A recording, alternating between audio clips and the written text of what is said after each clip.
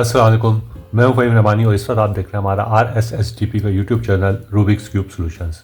अब जो हम शुरू करने जा रहे हैं वो है इसका सबसे एडवांस मेथड, यानी उसको कहते हैं सीफॉप का भी एडवांस मेथड। ठीक है, सीफॉप का हम बिगिनर्स मेथड हो चुका है। उससे पहले हमने एक बिल्कुल बिगिनर्स मेथड आपको बताया था, उसके बाद सीफॉप का बिगिनर्स मेथड बताया था।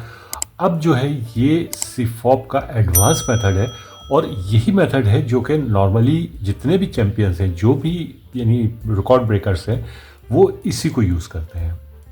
अच्छा, ये है तो आसान कि आपका बहुत जल्दी क्यूब सॉल्व हो जाता है, मगर इसके अंदर है बहुत ज़्यादा एल्गोरिदम्स, कोई तकरीबन 57।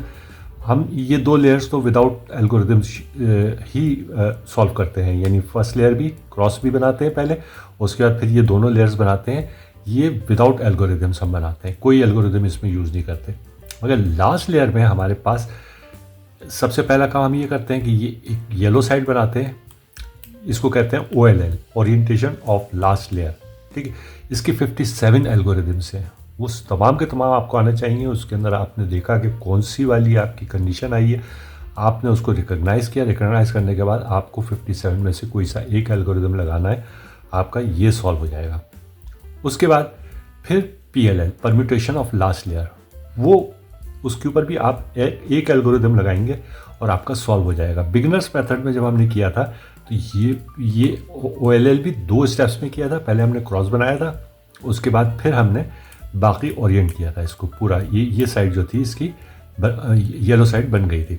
और परम्यूटेशन ऑफ लास्ट लेयर में भी हमने यही किया था कि पहले हमने कॉर्नर्स बना दिए थे, एक एल्गोरिदम लगाया था, कॉर्नर्स बन गए थे चारों, और फिर दूसरा एल्गोरिदम लगाया था, तो ये जो एजेस हैं ये भी अपनी अपनी जगहों पे फिक्स हो गई थी। तो यानी जब भी उसको टू लुक OLL कहते हैं, और इसको अभी जो हम कह रहे हैं इसको 1 look OLL and 1 look PLL।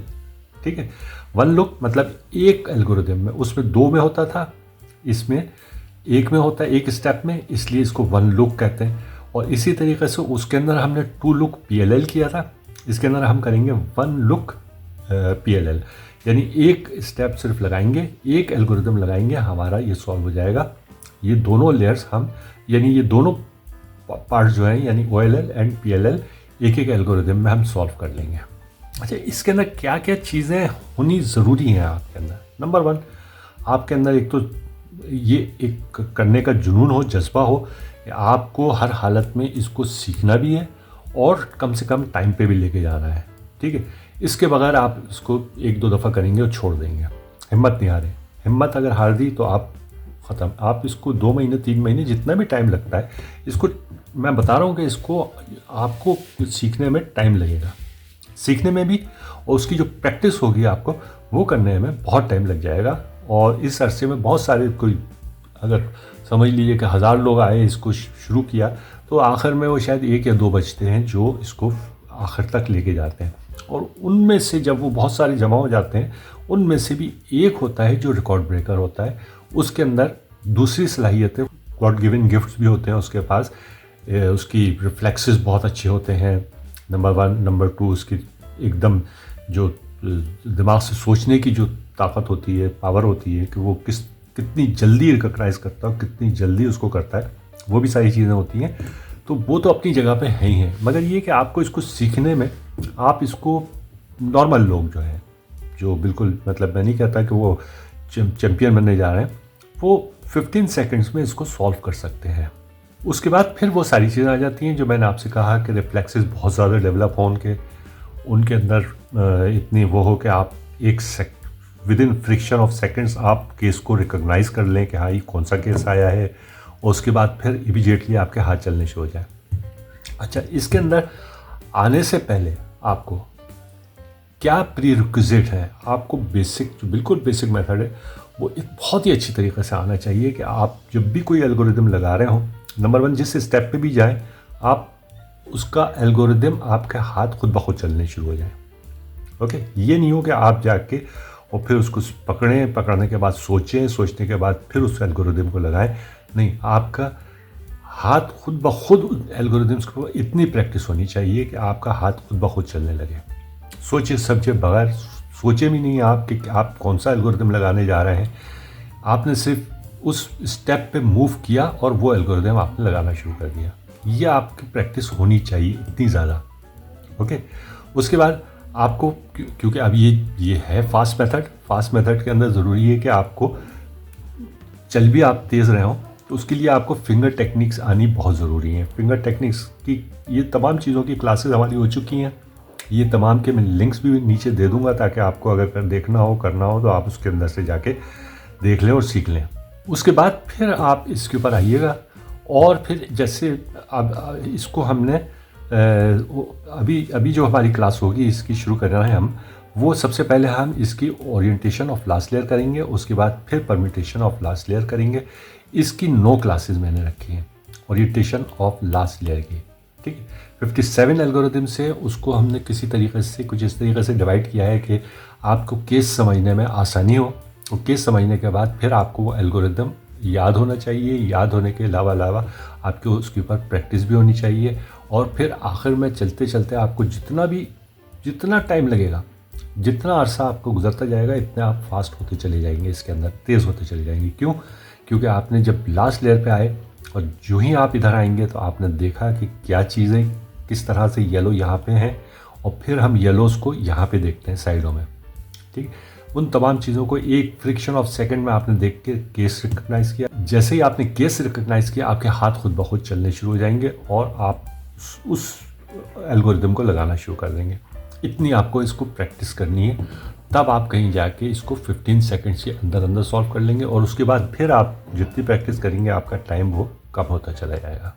इसके अलावा एक चीज़ और भी है, वो ये है कि आपका क्यूब बहुत फास्ट होना चाहिए। उसके लिए इसकी सफाई करना, इसको लुब्रिकेट करना, इसके अंदर जो ऑयल वगैरह हम डालते हैं वो सारी चीज़ें आपको आनी चाहिए, और आप उसको करके और फिर इसके ऊपर आप सॉल्व करेंगे, ताकि आपका क्यूब जो है वो फ्रीली मूव कर रहा हो, कोई कहीं पे रुक नहीं रहा हो, ठीक है। इस तरह के क्यूब हो जिसके अंदर आपकी ये इस तरह से कट्स मौजूद हो, ठीक है।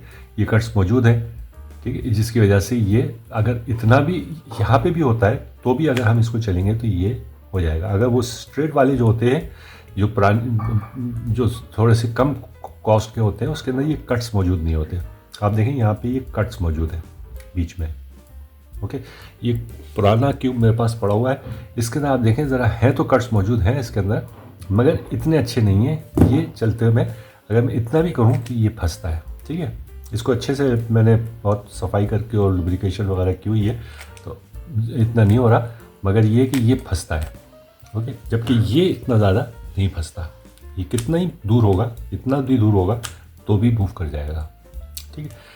तो क्यूब को भी देखिए, क्यूब भी आपके पास अच्छा होना चाहिए उसका अच्छे से। और अगर आपका ये पुराना क्यूब हो गया है, अच्छा क्यूब है मगर थोड़ा पुराना हो गया, तो डिसमेंटलिंग एंड इसके जो लूबिंग है वो उस ज़रूर कर लीजिएगा। उसको अगर आपको नहीं आता तो उसकी भी हमारी क्लास हुई है, उसका भी लिंक मैं नीचे दे दूँगा, आप उसको ज़रूर देख लीजिएगा। और इसको साफ़ करके और उसके बाद फिर इसको यूज़ कीजिएगा, ताकि आप फंसे नहीं कहीं पे क्यों।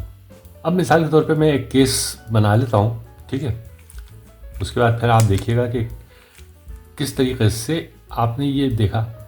जैसे ही आपने ये 2 लेयर्स बनाने के बाद आप इधर आने के बाद आपने देखा कोई भी ऊपर नहीं है, ये जस्ट फ्रैक्शन ऑफ सेकंड में। उसके बाद आपके फ़ौरन उसके बाद फिर आपको पता होना चाहिए कि मुझे नेक्स्ट की चीज़ क्या देखनी है। मुझे ये दोनों आइज़ यहाँ फ्रंट में दिख रही हैं, बाकी 2 आइज़ यानी ये 4 हैं, 2 तो होगा इसके, ये तो बना हुआ आया है, ठीक है। ये चीज़ बनी हुई आई है। एक इस किस्म का भी केस होता है, जब आप अभी मैं इसको सॉल्व करना शुरू करेंगे तो आप देख लेंगे कि बाज़ दफ़ा आपको ये बना बनाया आ जाता है, ठीक है। उसके बाद फिर आपने देखा तो इधर आपको दिख गई। अब दूसरों की दूसरी आइज़ मुझे देखनी कि वो कहाँ है, ठीक है, वो मुझे बैक में दिख रही हैं। ये मैंने 1 सेकंड के अंदर इसको ये सारी चीज़ें देख ली, और देख लेने के बाद मुझे अब सोचना नहीं पड़ेगा कि मुझे कौन सा एल्गोरिदम लगाना है। मैं आपके साथ बात करता जाऊँगा, कुछ भी नहीं, मैं सोच भी नहीं रहा हूँ। और ये देखिए एल्गोरिदम मैंने इसके ऊपर लगा दिया और मेरा ये OLL इसका सॉल्व हो गया, यानी ये येलो साइड बन गई। तो आपको भी इतनी प्रैक्टिस करनी है कि आप टीवी देख रहे हैं, बात कर रहे हैं, कहीं और आपका ध्यान है, मगर ये कि आप जब ये क्यूब सॉल्व कर रहे हैं तो आपको वो चीज़ें दिख भी रही हैं और आपका हाथ भी चल रहा है। इतनी प्रैक्टिस जब हो जाएगी आपकी, तब कहीं जाके CFOP एडवांस मेथड का आपको सही आप उसका इस्तेमाल कर सकेंगे और विदिन सेकंड्स आप इसको सॉल्व करना शुरू कर देंगे। अगर आप 15 सेकंड्स में सॉल्व करना शुरू कर दें, इट मीन्स बहुत बड़ी अचीवमेंट है। और अब उसको आपको कम करके और इतना लेके जाना है कि आप में भी हो सकता है कि next champion, next world record holder आप हो, कि आपको ये रिकॉर्ड ब्रेक कर दें। तो इसके अंदर प्रैक्टिस प्रैक्टिस और प्रैक्टिस, बहुत ज़्यादा प्रैक्टिस करनी है आपको, ठीक है। और उसका तरीका ये है कि आप एक पार्ट, जैसे मैंने 9 पार्ट्स में इसको डिवाइड करके 9 इसकी वो की हैं वीडियोस बनाई हैं। आप एक एक पार्ट को लेके चलेंगे। एक पार्ट को लेने के बाद उसकी तमाम जितनी भी उसके अंदर मैं आपको केसेस बताऊंगा, आपको उनको सॉल्व करना है और उनकी प्रैक्टिस करनी है। जब उसकी प्रैक्टिस हो जाए तो नेक्स्ट पार्ट में जाइएगा और फिर उसके बाद फिर इस तरह से कंटिन्यू रखिएगा कि पहले को भी चलते रहें, जिसको रिवीजन कहते हैं, और अगले को भी सीखते रहें, फिर इसको रिवाइज करें अगले को, फिर उसके बाद नेक्स्ट पार्ट पे चले जाएं। इस तरीके से करेंगे। अच्छा, जब आप प्रैक्टिस करने जा रहे हो तो वही एल्गोरिदम अगर आपको मतलब वही केस आपको लेके आना है। अब आपने एक दफ़ा एल्गोरिदम लगाने के बाद जब देखा तो ये केस मेरा सॉल्व हो गया है, अब मैं उसी एल्गोरिदम को फिर दोबारा से प्रैक्टिस करने के लिए करना चाह रहा हूँ। तो उसमें ज़्यादातर तो ये होता है कि आप इसका ऑपोजिट चलें, यानी इस एंड से चलना शुरू करें, राइट वाले एंड से, जो आपका जो एल्गोरिदम है, और उसके ऊपर आप जो क्लॉक का साइन है उसको एंटी क्लॉक कर दें और जहाँ एंटी क्लॉक है उसको क्लॉक कर दें, ठीक। तो आप उसी केस में दोबारा से चले जाएंगे। अगर बाज़ दफ़ा ऐसा नहीं होता, बाज़ दफ़ा ऐसा होता है कि आप वही एल्गोरिदम इसके ऊपर लगाएंगे जो आप यूज़ कर रहे हैं, यानी इस साइड से ही शुरू करेंगे, तो आपका वो केस बन जाएगा। ये तकरीबन 95-96% केसेस में ऐसा ही होता है। एक आध केस ऐसा होगा जिसके अंदर ऐसा नहीं होता होगा, मगर ये कि 90% केसेस में आपको इसी तरीके से होगा कि अगर आपने उल्टी साइड से एल्गोरिदम लगाया और साइन सबके चेंज कर दिए, आपको वही केस सामने आ जाएगा, ठीक है। तो प्रैक्टिस करने के लिए मैंने आपको बताया कि उस तरीके से कभी कभार हो सकता है कि ऐसा ना हो, तो उसको फिर आप केस बना लीजिएगा किसी भी तरीके से, मगर ज़्यादातर आपको 95-97% जो है आपको दोबारा से उसी आप उसमें चले जाएंगे। That's all. अब बाकी जो भी चीज़ होगी, अगर वो जब हम क्लास कर रहे होंगे उसमें अगर कोई चीज़ आई तो मैं आपको बता दूंगा। ज़्यादातर इसका जो तरीक़ाकार है, इसको किस तरीके से सॉल्व करते हैं, वो मैंने आपको बता दिया। सिर्फ अभी ये उसकी प्रीरिक्विजिट्स हैं या ये है कि उसको किस अंदाज में किस तरीके से आपको सॉल्व करना है, तो वो सारी चीज़ें हैं, ठीक है। अब अगली क्लास हमारी आएगी, उसके अंदर हम आपको क्रॉस बनाना बताएंगे फास्टेस्ट पॉसिबल। उसके बाद उसकी अगली क्लास आएगी, उसके अंदर हम आपको फर्स्ट 2 लेयर्स बनाना बताएंगे फास्टेस्ट पॉसिबल। जो भी फास्ट पॉसिबल है, क्या क्या उसके अंदर ऑप्शंस आ सकते हैं कि किस तरह से मतलब ये कि आपका कॉर्नर किधर है, एज किधर है, तो आपको उसको किस तरीके से लगाना है, और फास्टेस्ट पॉसिबल, ठीक है। उसके बाद फिर लास्ट आएगा हमारा, जिसके अंदर हम वो ये ओरिएंटेशन ऑफ लास्ट लेयर बताएंगे और फिर परम्यूटेशन ऑफ लास्ट लेयर। अगर आपको वीडियो पसंद आई है तो एप्रिसिएशन के लिए लाइक कर दें, दोस्तों के साथ शेयर कर लें, सब्सक्राइब कर लें और बेल आइकन दबा दें ताकि आपको आने वाले वीडियोस के बारे में वक्त पे पता चलता रहे।